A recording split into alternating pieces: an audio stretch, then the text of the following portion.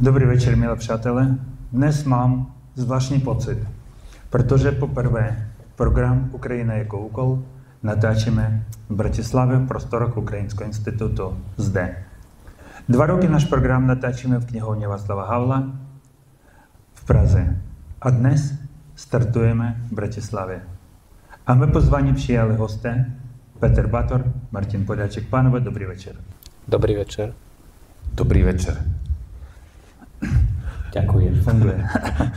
Minulý týden Parlament České republiky ve spolupráci s Ukrajinským institutem v Praze provedl mezinárodní konferenci Sovětská a ruská subverze proti Evropě. Tam zaznělo několik myšlenek, které bych chtěl dneska s váma probrat a prodiskutovat. První myšlenka. Bohužel čas už není na naší straně. Pánové, co jsme ztratili svou liknavostí pomoci Ukrajině od roku 2014? Proč v roce 2024 zní věta čas není na naší straně? Tu by asi Peter povedal viac a asi aj povie, pretože bol v podstate celý čas oveľa bližšie k rozhodovacím procesom, ktoré sa Ukrajiny týkali. Ja veľmi pekne ďakujem za pozvanie a teda ďakujem aj ľuďom, že si prišli diskusiu vypočuť a pozdravujem samozrejme aj našich budúcich divákov na internete. Myslím si, že by sme sa mali pozerať inak na tú reakciu 2014 roku a inak na reakciu roku 2022. Kým v 2014 roku sme akútne podcenili vlastne rozpínavosť ruského impéria pod vedením Vladimíra Putina, v 2020 roku myslím si, že už ľuďom došlo, o čo ide, len sa príliš zľakli, že čo všetko sa môže stať a že namiesto toho, aby západný svet vtedy začal sám definovať červené línie a povedal, že v momente, keď padne, ja neviem, vojenská ruská raketa na nemocnicu alebo uprostred sídliska, tak reakcia západu bude takáto. Tak sme si nechali ako keby diktovať tie červené línie z Ruska a ešte stále, napriek tomu, že sme niekoľkokrát videli, že išlo o blaf, žijeme v tomto nastavení. To si myslím, že je taký nejaký celkový rámec 2014-2022 roku. Celkovo, prečo niektorí ľudia teraz môžu povedať, že čas nie je na našej strane, i v tom výroku je trošku optimizmu, lebo všetko ostatné na našej strane je. Hej, akože vojenský je stále NATO a západný svet podstatne silnejší ako Rusko. A ekonomicky je západný svet stále podstatne silnejší ako Rusko. Ale čas práve teraz vyzerá, že hrá v prospech autokratov, pretože, tak sa to javí, majú oveľa jasnejší plán, čo so svetom. Kým my obhajujeme status quo a svet, ktorý v podstate bol vytvorený po druhej svetovej vojne, tak autokrati majú veľmi silnú motiváciu ho zmeniť. A kým neprídeme s vlastným plánom, čo je vlastne tou našou civilizačnou výzvou, okrem zachovania statu quo, tak dovtedy budeme stále naháňať vlastne iba tie akcie siete autokratov po celom svete. My sme od toho roku 2014 tou našou nerozhodnosťou v prvom rade stratili mier v Európe. A Ukrajina stratila 10 000 nevinných životov. Či už sú to bežní civilní obyvateľia alebo príslušníci ozbrojených síl, ktorí mnohí z nich boli civilní obyvateľia, ako tá vojna začala v roku 2022. A stratili sme ten mier pretože sme uprednostnili náš komfort, náš politický komfort v Európe pred tým, aby sme povedali, že niektoré veci sú absolútne neakceptovateľné. Zabratie Krymu bola jednoznačná agresia, ktorá sa nestretla takmer so žiadnym odporom v západnej Európe. A to je fakt. A to bola prvá pozvánka pre Rusko na to, aby v roku 2022 zaútočilo opäť na Ukrajinu. Toto je jedno z najväčších chýb, ktoré sme ako Západ urobili. Pretože v tom čase sme si nevedeli predstaviť, že my zrazu prerušíme napríklad ekonomické vzťahy s Ruskom, že zrazu prestaneme kupovať plyn z Ruska, že zrazu nebude fungovať Nord Stream 2 napríklad, že zrazu bude Rusko nepriateľ, tak ako mentálne sa na tú Európu pozeralo už dlhodobo, len my sme to nechceli vidieť, lebo sme mali pocit, že v tých našich hlavách je Rusko stále pri najmenšom partner ak nepriateľ. Takže tá naša nerozhodnosť nás stála mier a dnes mám pocit, že sme sa ani v tejto vojne veľmi nepoučili. Tá reakcia je veľmi rozdielna. Ja akorát budem s jednou vecou nesúhlasiť s Martinom. A Rusko nekreslilo žiadne červené čiary. Tie červené čiary sme si kreslili my. My sme si ich nakreslili a potom sme sa ich báli prekročiť. A keď sme ich prekročili a zistili sme, že sa nič nedieje, tak sme si nakreslili ďalšiu. A to bolo, že nemôžeme poslať tanky na začiatku, že nemôžeme posielať vrtuľníky, že nemôžeme posielať protiraketovú obranu, lebo z toho bude jadrová vojna.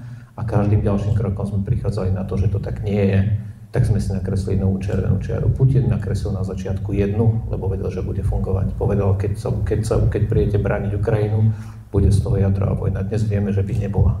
Takže toto sme strátili našou nerozhodnosťou. Martine, vy jste svou větou udělal takovou krásnou věc, protože ta moje otázka byla smutná. Čas je pryč. Ale vy jste tam udělal takový vohyb skok přes to a řekl, že zbylo nám ještě plno věcí, které dávají naději. Mé hosté Petr Bator a Martin Poľačík naději dávají. Ale slovenský premiér Fico na setkání s ukrajinským premiérem řekl, že chladně přistupujeme k otázce členství Ukrajiny v NATO. Ale ohledně vstupu do Evropské unie vás podporujeme na 100%. Pánové, může mít smysl pro Ukrajinu členství v Evropské unii a ne členství v NATO? Pre Ukrajinu má najväčší zmysel nepočúvať, čo hovorí premiér Fico. Pretože premiér Fico aj v zahraničí hovorí na svojho voliča doma. Aby som to rozdelil na dve časti. Tá prvá je tá retorická, kde Robert Fico povie čokoľvek, čo mu zabezpečí podporu extrémistov na Slovensku tak, aby nestratil moc a dokázal sa vyhnúť base a ochrániť svoje vlastné peniaze. Potiaľ hovoríme o slovách, o retorike. Začal by som byť trošku nervóznejší, keď by tie slova nasledovali činy s reálnymi ekonomickými dopadmi. Hej? Tam dva príklady. Prvý, Robert Fico, podľa článku, ktorý vyšiel na Ukrajinskej pravde, veľmi silno tlačí na to, aby sa v Európe začal kupovať tzv. Azerbajdžanský plyn. Azerbajdžanský plyn je plyn magický. 1 kubík vôjde do Ruska, 10 kubíkov vyjde z Ruska a on v podstate po ceste sa nafukuje, hej, sa rozpína. Hej. A ak by sme podľahli tomuto tlaku slovenského premiéra, ktorý podľa jeho vyjadrení má v pláne nakúpiť oveľa viac, než sú vôbec kapacity, ktoré by Slováci potrebovali, tam by sa zvýšila cena Roberta Fica v očiach Vladimíra Putina a tam by som začal byť nervózny. Alebo keby niečo z tej bábkovej show, ktorú predviedla polovica slovenskej vlády vlastne v Číne, bolo pretavených do nejakého reálneho ekonomického zámeru, tam by som asi znervóznil. Zatiaľ sme na tom tak, že Robert Fico má v Moskve menšiu cenu ako Andrej Danko, ktorého ktorý keď by prišiel do Moskvy, tak je prijatý na úrovni vlastne predsedu parlamentu. A Robert Fico sa ukázal akurát v treťotriednej show propagandistickej ruskej telky, do ktorej ani len že vyššie postavený poslanec Ruskej dumy nepáchne, lebo vie, že to je pod jeho úrovni. A tým pádom vlastne, ja by som celú retoriku, a možno, že aj by bolo dobré tému Roberta Fica nie úplne rozťahovať v tejto diskusii, lebo je to nehodné tohto priestoru a hostí. A všetko, čo robí, treba čítať ako odkaz jeho vlastnému voličovi na Slovensku. Čo je perfídne na tej situácii je, že je ochotný absolútne zbúrať reputáciu celého štátu pre svoju vlastnú politickú a existenciálnu sebazáchovu.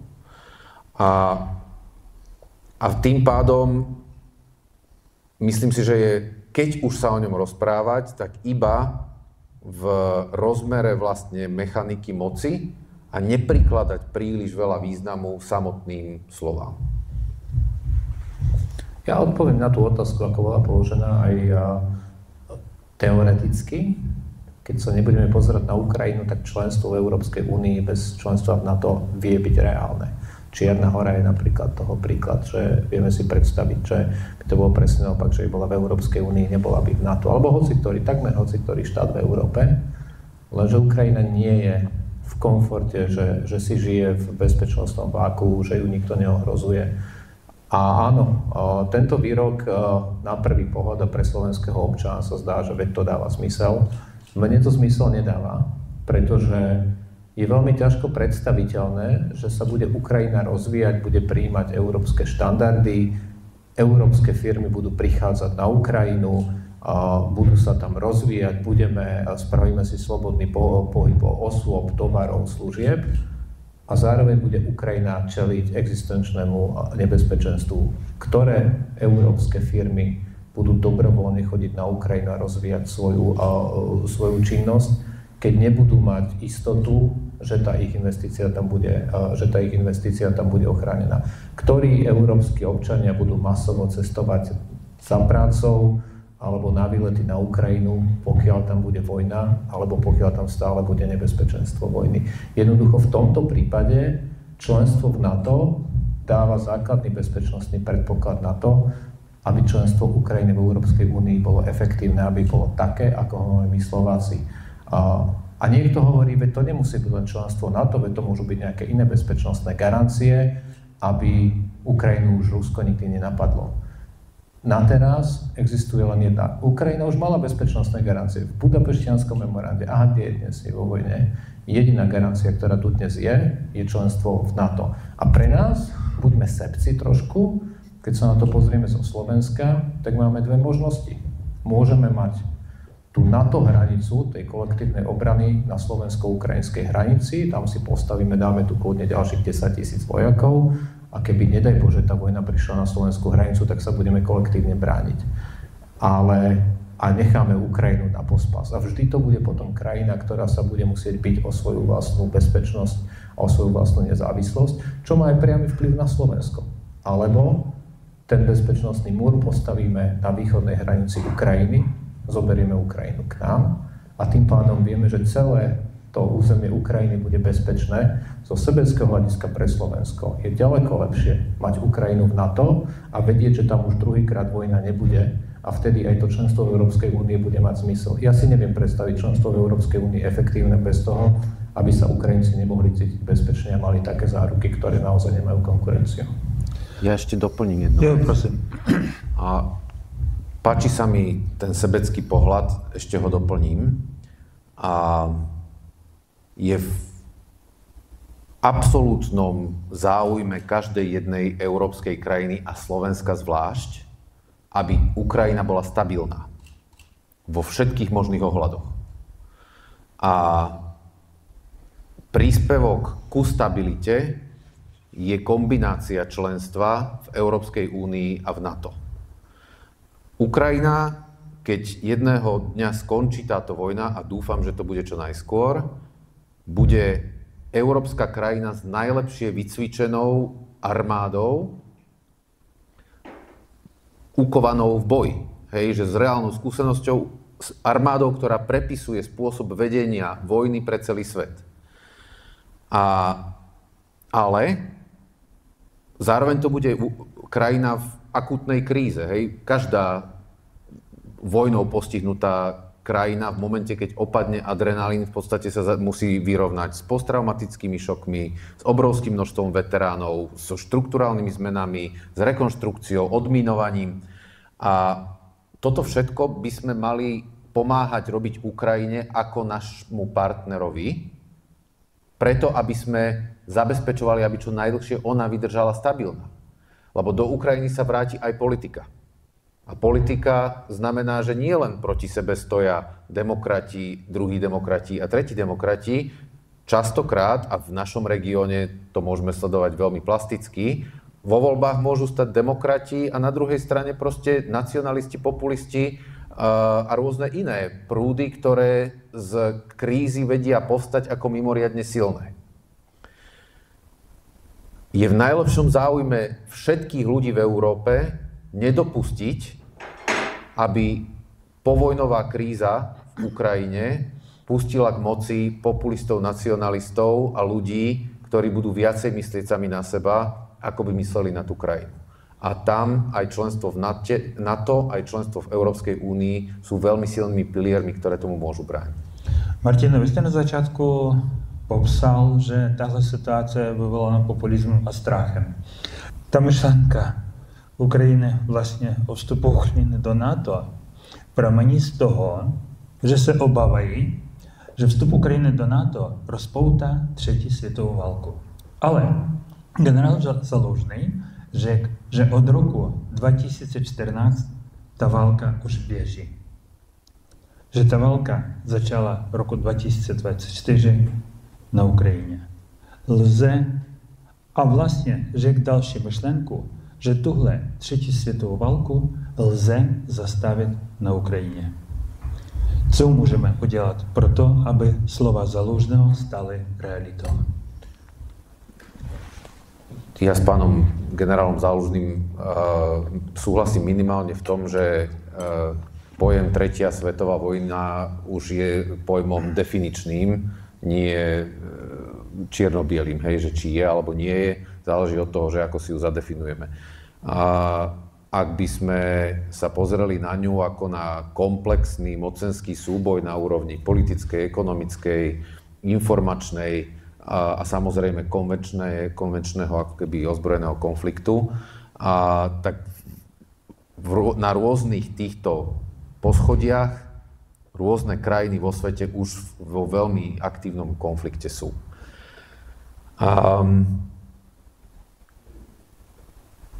Ja si nemyslím, že strach z niečoho nám pomáha, že práve sa ukazuje, že nás zväzuje a začína byť takým spomalujúcim proste faktorom. Stále sa niečoho bojíme a vidíme, ako tí, ktorí sa ničoho neboja, preberajú iniciatívu a moc. A preto mám taký dojem, že ten strach je stále viac používaný ako nástroj, než že by rozprávanie o ňom svedčilo o nejakom reálnom nastavení autora takéhoto výroku. To, či bude alebo nebude Tretia svetová vojna a ako bude prebiehať a aký bude mať rozsah, dnes už definuje rozsah činov všetkých jej možných aktérov. To znamená, či Európa vydrží súdržná, či Spojené štáty americké pod vedením Trumpovej administratívy opustia európsky priestor, alebo sa k nemu nejakým spôsobom opätovne prihlásia. Akým spôsobom samozrejme Čína vyhodnotí všetko, čo sa práve teraz deje. A to budú formatívne ako keby faktory pre to, že či tu bude alebo nebude Tretia svetová vojna. Ja si nemyslím, že je tretia svetová vojna. Aspoň nie v tom poňatí, ako svetovú vojnu poznáme.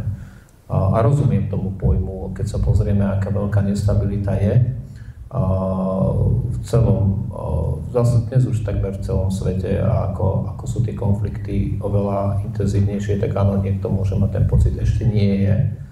A nesúhlasím s tým, že pokiaľ by sa Ukrajina dostala do NATO, takže by to bola tretia svetová vojna. Ja si myslím presný opak.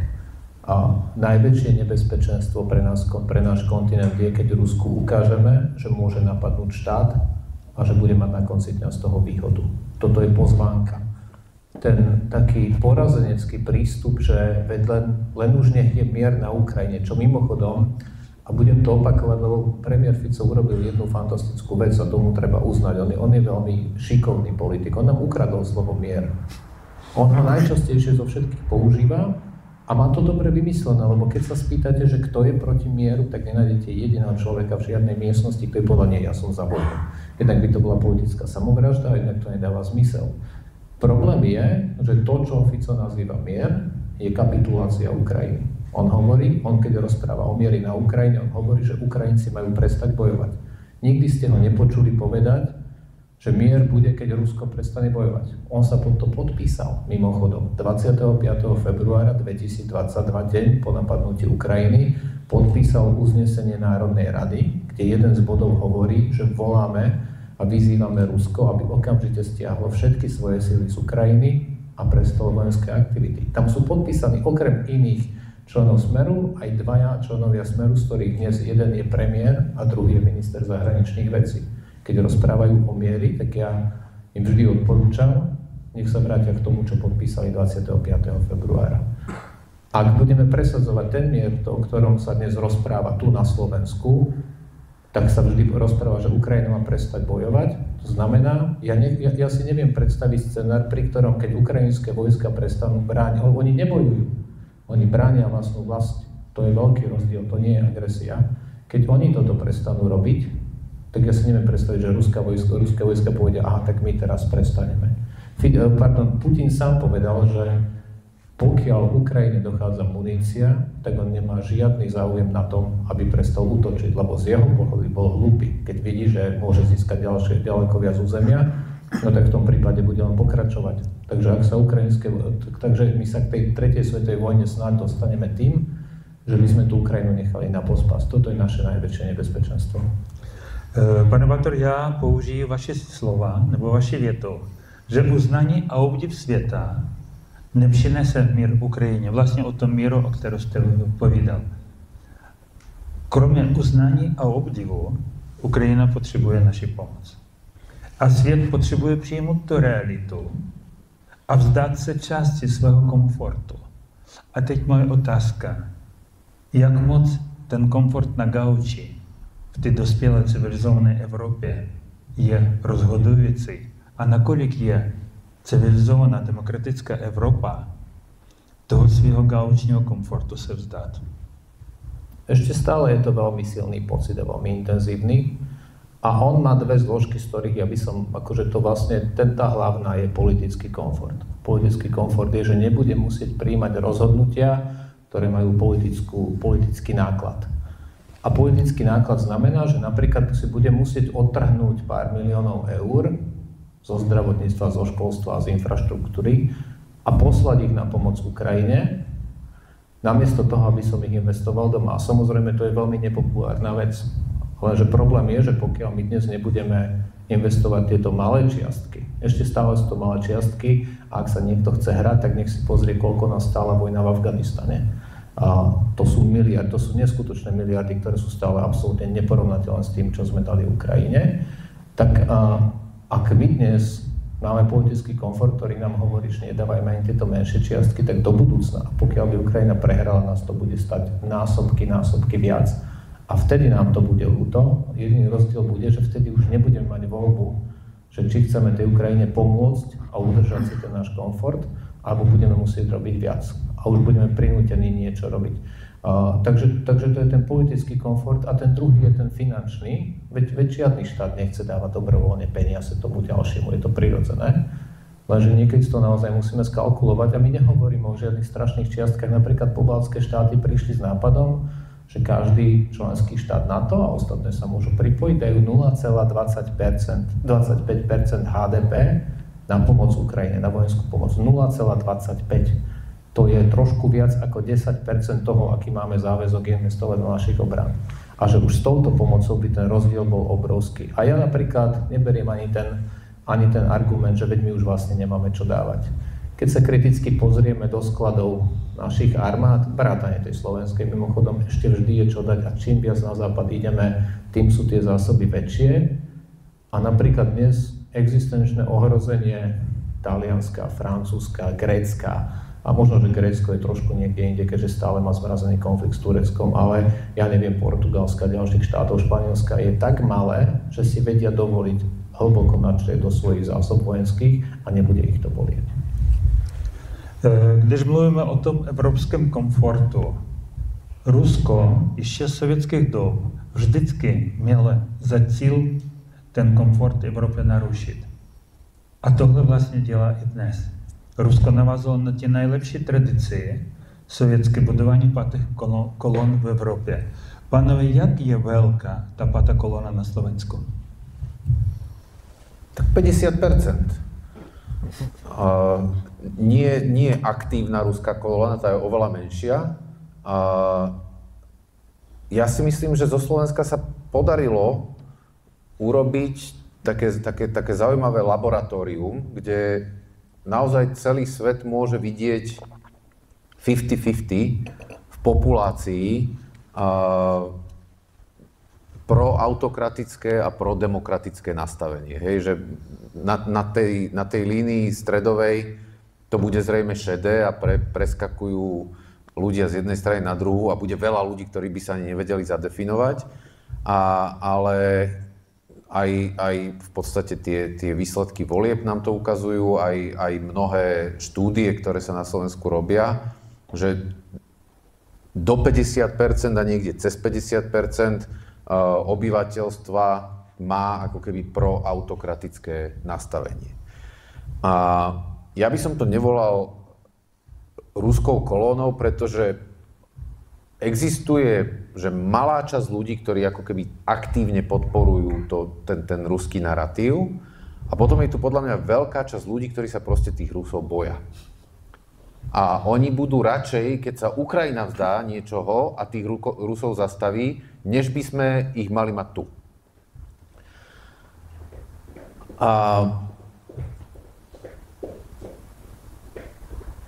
celkovo mám taký dojem, že už je dobré sa pozerať na túto tému ako keby v širšom kontexte, než je iba Ukrajina a ruský útok na ňu.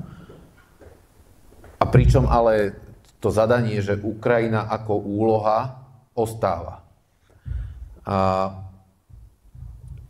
Anne Applebaum napísala podľa mňa, že fantastickú knihu, teraz čerstvo vyšiel je slovenský preklad, volá sa Autocracy Incorporated, po slovensky je, že to Autokracia SRO, že v slovenskom preklade to stratilo na sile teda firemnej kultúry, kde ona píše o tom, že ideológia už nie je pre autokratov zaujímavá ako nosná vec, ale iba ako nástroj. To, o čo ide vlastne tým základným štyrom silám, to je Rusko, Čína, Severná Kórea a Irán a potom všetkým ich satelitom, a jedným z nich je práve teraz aj Slovensko vďaka vláde, ktorú tu máme, je celková zmena usporiadania sveta, ktorý už nebude založený na rešpektovaní všeobecných ľudských práv, záväzných pre všetky krajiny a pre všetkých ľudí.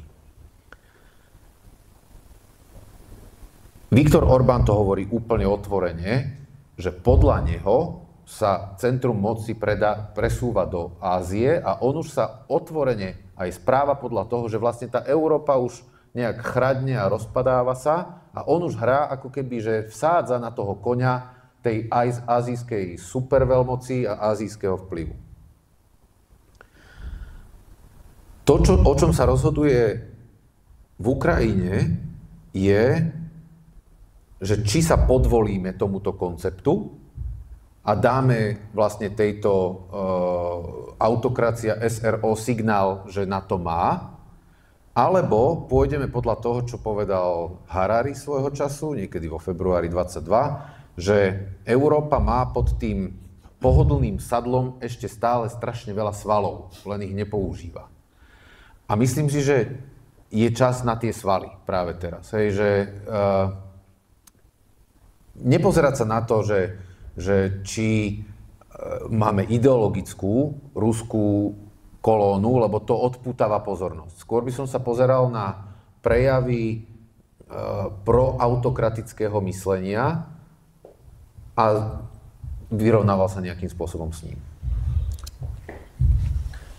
Ja som preto nesúhlasil, že je to 50%, lebo tá spoločnosť v mnohých otázkach je rozdelená teda také tretiny. Je tretina, ktorá je jednoznačne vyprofilovaná za, je tretina plus minus, niekedy je trošku menej, ktorá je vyprofilovaná veľmi proti, ale tá najdôležitejšia tretina je tá v strede, ktorá veľakrát až čaká, aby jej niekto pomohol s vytvorením názoru.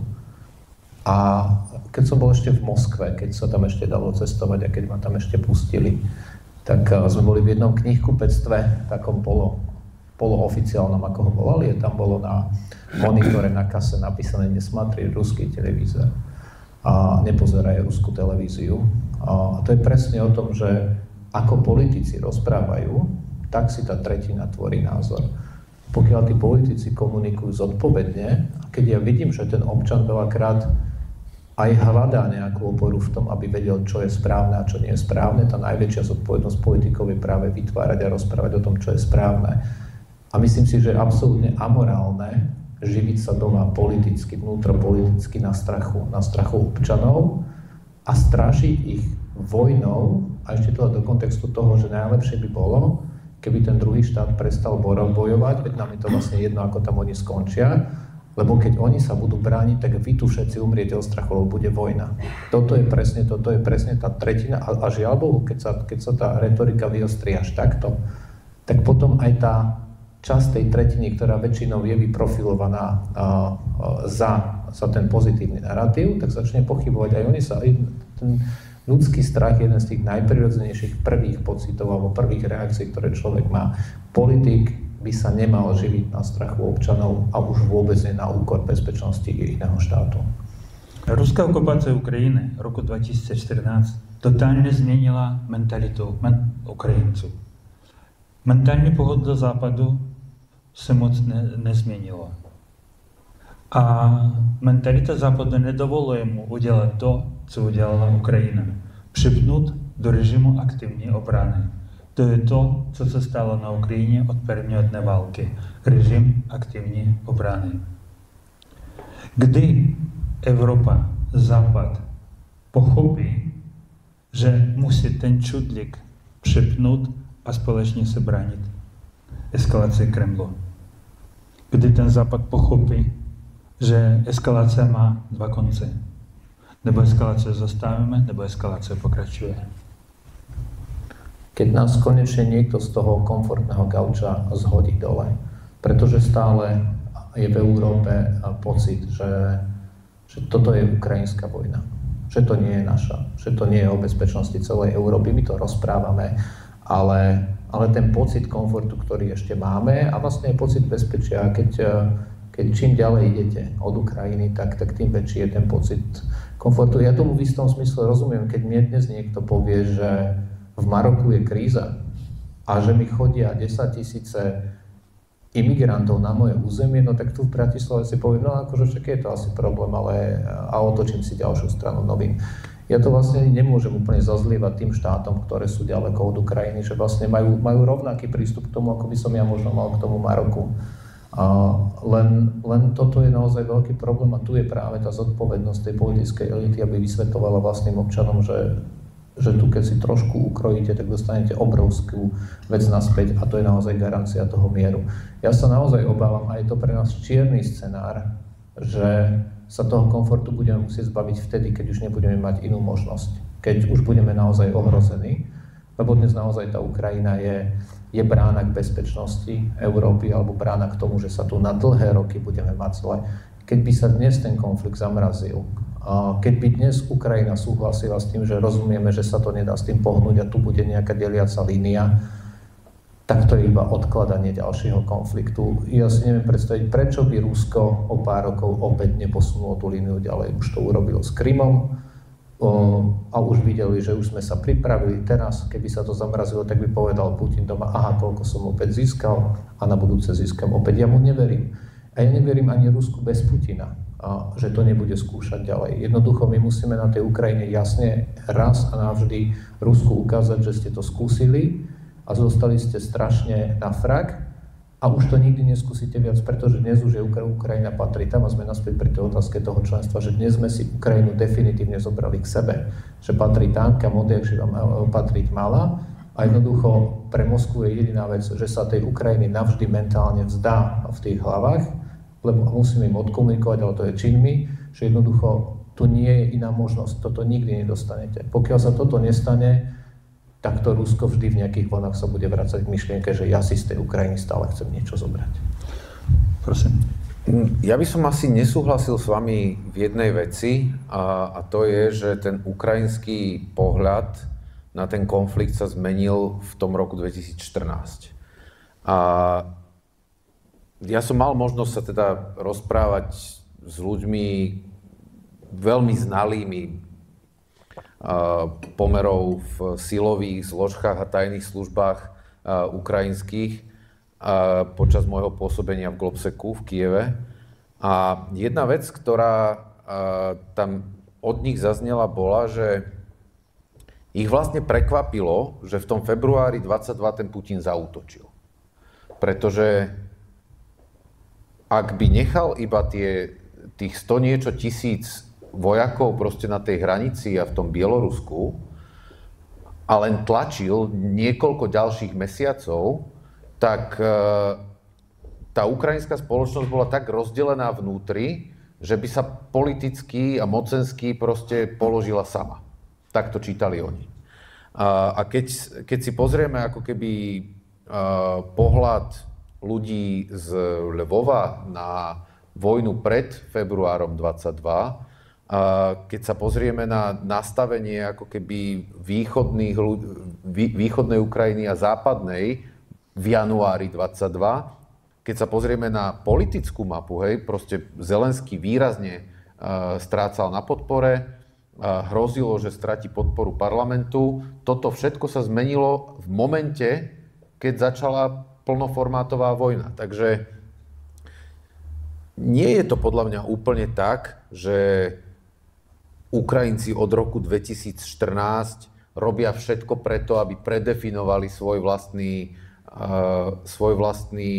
vzťah k tomu konfliktu. Im sa tiež stalo niečo podobné, ako teraz hovoril Peter. Oni to spravili až v momente, keď už nemali vôbec žiadnu inú možnosť. A v tom, kde podľa mňa vidím ten hlúpy prístup ako keby zvyšku Európy a Západu je, že my sme to ešte dokonca videli, že ešte aj tam existovala nejaká nádej, že veď sa to nejako uprace v tých západných častiach Ukrajiny a že to až tak necítili mnohí ľudia ako svoju vlastnú vojnu. A ukázalo sa, že to tak nie je. A keď už toto nie je dostatočný signál, lebo v Ukrajine dnes už to chápe takmer každý, ale keď to nie je dostatočný signál nie len pre celé východné krídlo NATO, ale pre celú Európu a s ňou pre celý západný svet, tak sa obávam, že vlastne to precitnutie naozaj príde, tak ako povedal Peter, až v momente, keď spadneme z toho gauča. V roce 1991 po rozpadu Sovětského svazu oficiálně skončila studená válka. Rusko a Čína dnes dokazují, že v globálním světě studená válka nikde neskončila. Je tahle hybridní válka trošičku vyšší level studené války? Tu radšej začnem ja, lebo Peter, keď sa raz rozpráva, to bude dlho. Ja ho rozprávam vždy krátko. Áno. A to všetci fanúšikovia tvojho podcastu vedia.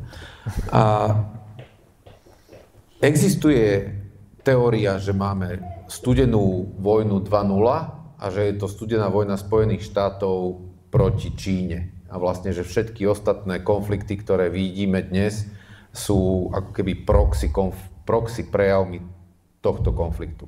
Mne sa ten koncept nepáči a myslím si, že oveľa bližšie k popisu dnešného stavu má práve táto Anne Applebaum, ktorá hovorí, že už neexistuje jedna deliaca frontová línia ani na úrovni hybridnej vojny, ani ekonomickej, ani na úrovni samozrejme toho ozbrojeného konfliktu konvenčného, aj keď tam tá línia je najviditeľnejšia, že to, čo prebieha, je konflikt autokratických prejavov, ktoré sú prítomné vo všetkých možných krajinách, vrátane Spojených štátov, Slovenska, Maďarska, ale dajme tomu aj vo Švédsku, alebo krajinách, kde silne radikálna pravica, alebo extrémistické hnutia.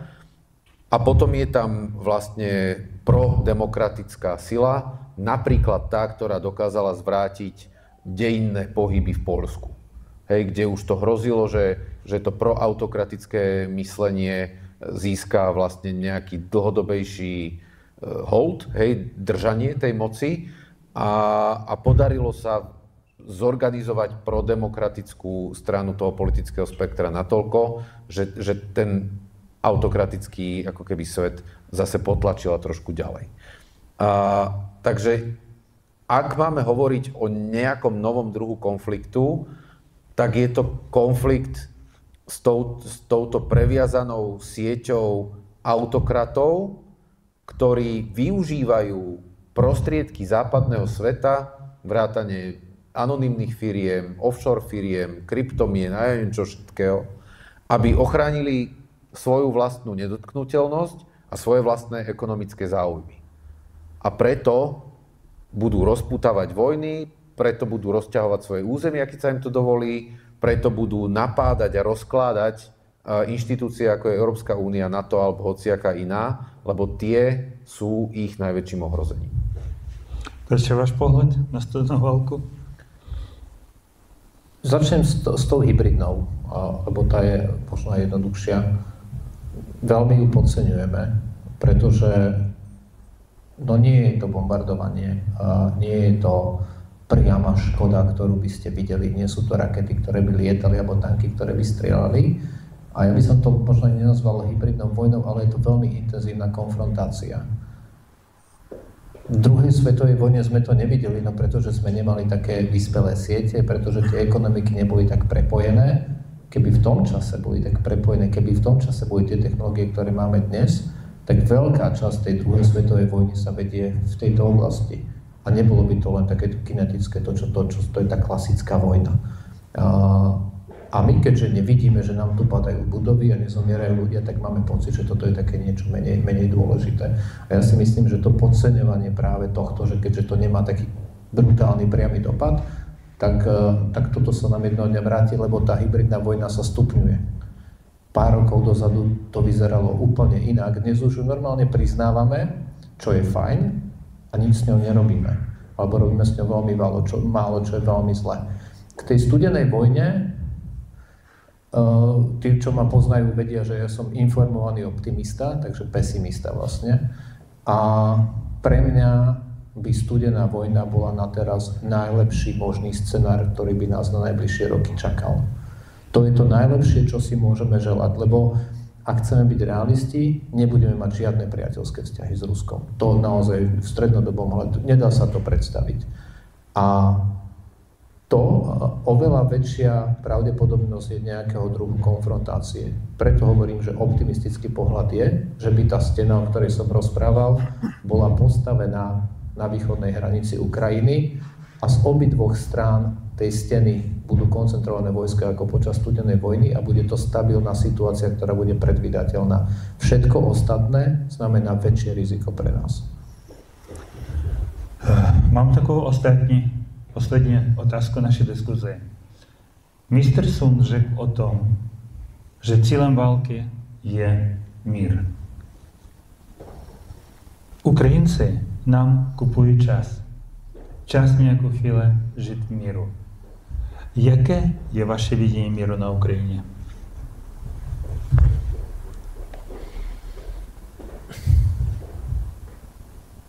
Myslím, že začať treba tým, že akýkoľvek mier musí byť zadefinovaný ukrajinskou stranou.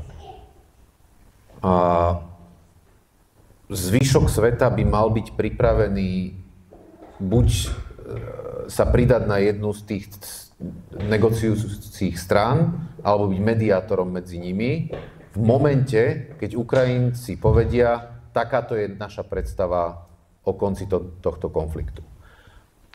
S vysokou pravdepodobnosťou základom bude teda ten 10-bodový mierový plán Vladimíra Zelenského. Voľby v Spojených štátoch amerických tomu dali novú dynamiku. Hej? A ja osobne napríklad vôbec neviem vyhodnotiť, že či to bude že plus 50 alebo minus 50. Celkom určite to nebude to isté, čo sme zažívali doteraz. A či potreba Elona Muska vlastne ťažiť suroviny pod Donbasom bude tak silná, že vstúpi do rozhodovania o konci tejto vojny, uvidíme. To, čo podľa mňa je teraz najdôležitejšie je, a aj čo by si aj Donald Trump mal uvedomiť, že Rusko nemôže za žiadnu cenu výjsť z akýchkoľvek rokovaní s pocitom, že dosiahlo svoje ciele. Pretože Rusko v momente, keď má rozbehnutú vojnovú ekonomiku, nemá dôvod ju brzdiť. My vojnovú ekonomiku rozbehnutú nemáme. A Čína v momente, keď pochopí, že odozva Západu na zabratie územia iného štátu je taká a taká, tak to môže znamenať zmenu dynamiky, čo sa týka napríklad Tajvanu a možno aj iných krajín. A sú rôzne iné miesta na planéte, kde doteraz si súperiace strany mysleli, Náhorný Karabach, Cyprus, že existuje nejaký řád, nejaký poriadok, podľa ktorého by sa mali správať a ten podľa všetkého bude v momente proruského ukončenia tejto vojny narušený. Takže mier pre Ukrajinu je uchovanie takého sveta, kde úcta k medzinárodnému právu, vytýčeným hraniciam a nejakého vymáhania týchto pravidiel je dostatočne veľká, veľkými hráčmi, aby si už nikto nedovolil to, čo si Rusi dovolili v Ukrajine. V momente, keď sa svet nanovo usporiada tak, že nové veci sú možné, že je možné ukradnúť kus surovín, ľudských životov, histórie, kultúry, prírodného bohatstva, že všetko toto vieme utrhnúť bez nejakej zásadnej újmy v susednej krajine, tak to bude precedens, ktorý bude definovať, myslím si, že ďalšie 10 ročia globálne na celom svete. Petře, vás pohled na mír? A to je asi najťažšia otázka dnes večer. A tá prvá odpoveď, ktorá mi napadá, je, že neviem. Lebo tá situácia je dnes oveľa horšia, ako bola minulý rok.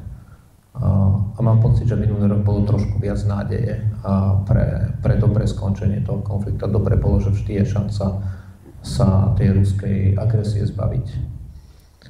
A ja sa obávam, že ten nejaký mier, a či bude dočasný, alebo aký bude, takže v nejakej forme pôjde na úkor Ukrajiny, na úkor jej územia. A nezabúdajme, veľmi keď sa tu rozpráva o ukončení tejto vojny, o nejakom prímeri, tak sa rozpráva, že možno sa Ukrajina bude musieť, či už dočasne, alebo trvalo vstať územia. Ale o čom sa nerozpráva je, že to územie je jedna časť, ale na tom území žijú ľudia, ktorí sú Ukrajinci a keď tí, ktorí rozprávajú, že by sa Ukrajina toho územia mala vstať, tak vlastne hovorí, že tí Ukrajinci by sa alebo mali vstať vlastnej krajiny a ostať žiť pod Rusmi, alebo sa vzdať toho miesta, kde žili a ísť na ten zvyšok Ukrajiny, že sa na tých ľudí zabúda.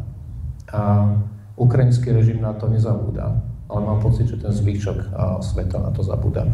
A keď budeme rozprávať o nejakom miery, tak toto by mal byť veľmi silný element, že my tých ľudí nemôžeme odignorovať, ktorí tam sú. Takže to musí byť jeden veľmi silný element toho mieru. Ak príde k tomu scenáru, že aj Ukrajina bude musieť robiť nejaké ústupky, tak tie ústupky musia byť veľmi silno vyvážené niečím, čím Ukrajina si bude môcť povedať, že táto vojna bola strašná, stála nás veľmi, veľmi veľa a dostali sme niečo naspäť. A ja som absolútne presvedčený, že to musí byť členstvo v NATO. Pokiaľ by sme prišli k tomu, že Ukrajina sa bude musieť nejakým spôsobom dočasne vzdať časti svojho územia, tak musí dostať tie najlepšie garancie s tým, že sa potom budeme rozprávať čo s tým zvyšným územím, ako sa k nemu dostať. Je to koniec koncov jeden z plánov, o ktorom rozpráva aj šéf kancelárie ukrajinského prezidenta Jermaka, o ktorom rozpráva Anders Fogh Rasmussen napríklad.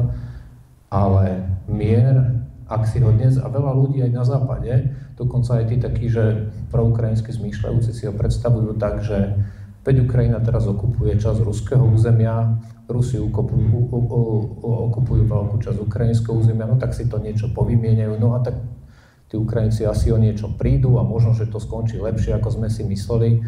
Toto pre mňa nie je riešenie. Ak si niekto myslí, že sa len niekde nakreslí nejaká čiara a niečo sa povymieňa, toto nebude mier. Ukrajina a Ukrajinci nemôžu žiť s tým, že prídu o časť svojej krajiny a dostanú niečo, čo proste má minimálne rovnakú hodnotu ako to územie tam, s tým, že im ostane vízia do budúcna, že tá krajina bude v tých hraniciach, aké Ukrajina má mať.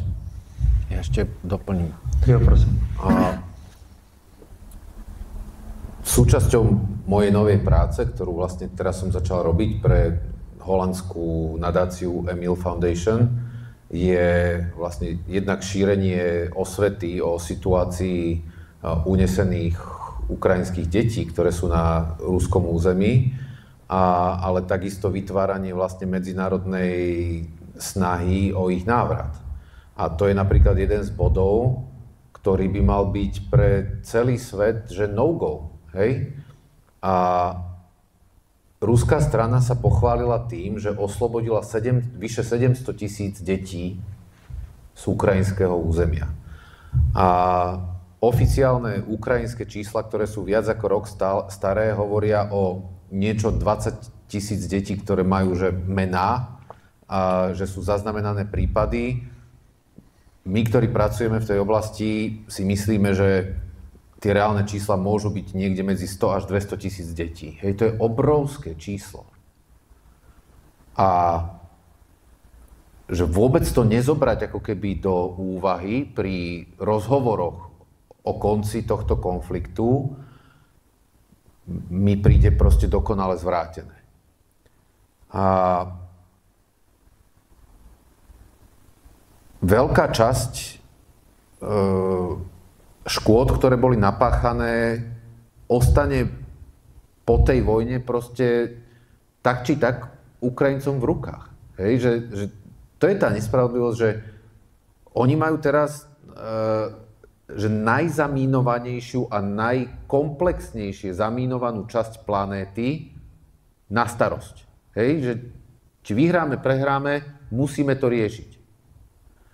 Ja som onemel od úžasu, keď som sa rozprával s jedným akože veľmi pragmaticky a technicky zameraným človekom, ktorý sa zaoberá ako keby investíciami do budúcich postkomunistických krajín, hej, alebo že ďalšími investíciami do postkomunistických krajín. A on mi povedal, že nám vlastne by viacej vyhovovalo, keby sa zmenil režim v Bielorusku, lebo tam není treba toľko toho obnoviť, že tam by sme radšej investovali potom, ako do tej Ukrajiny, kde bude strašne veľa problémov. Hej. Toto hovorím, že rozum mi stojí, keď to počujem, ale brať to do úvahy musíme. Že ešte raz vyrovnať sa s generačnou, komplexnou a rozsiahlou traumou, ktorá vlastne vznikla, napraviť čo najviac vlastne humanitárnych škôd. A to hovoríme aj o vojenských zajacoch, kde vlastne Rusi absolútne nepúšťajú kontrolu medzinárodných organizácií na svoje územie. A na všetkých ľuďoch, ktorí sú pod kontrolou ruskou, sa pácha násilie. Veľa sa o tom nehovorí, ale veľa ukrajinských vojakov, ktorí sa vracajú z ruského zajatia, sa vracia vykastrovaní. Nikdy nebudú mať deti. A to, že vlastne celkový prístup Ruskej federácie k tejto vojny je genocídny vo svojej podstate, by nemalo zakladať rozhovory na technikáliách. By malo zakladať rozhovory na civilizačnom spore. A ešte raz opakujem, v tomto civilizačnom spore, v momente, keď Rusko pochopí, že vyhralo a niečo získalo, tak sme všetci v jednom veľkom probléme. Děkuji moc. Poprvé v prostorách Ukrajinského institutu v Bratislavě byl s vámi diskusní fórum Rostislava Prokopiuka Ukrajina jako úkol. Moje dnešní hosté Petr Bator. Ďakujem pekne. Martin Poláček.